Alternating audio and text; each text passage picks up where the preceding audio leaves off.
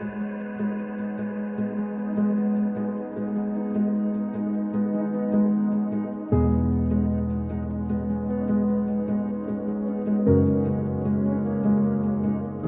it's been 25 years since you landed in Egypt with the Breitling Orbiter 3.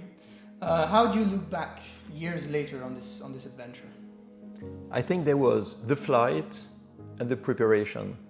6 years of preparation, quite tough, with 2 failures, technical problems, administrative problems, human problems, changing the crew.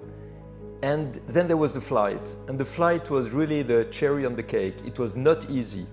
We almost failed, but this was really adventure. And all these moments that I lived with Brian up there in the sky are moments that I remember in every detail. You know, I think I forgot nothing. It was so intense that all these memories are like a dream that finally came true. And you mentioned Brian. I noticed rereading the book that you had 2 very different personalities, but that looked very compatible. Is that true? Is that how you felt too? Was that made the adventure easier? If you fly with someone who is exactly like you, it's better to fly alone. What was fantastic with Brian Jones is that we were completely different, and we were laughing when we were saying we make the 1 + 1 = 3. His vision of the world, my vision of the world, and the third vision of the world that belonged to both of us, but that none of us would have had separately. So that's really the definition of a team, even more than a crew. And this is why I answered to the question about how we coped with each other after the landing by saying that we took off as pilots, we flew as friends, and we landed as brothers. And it's really what happened.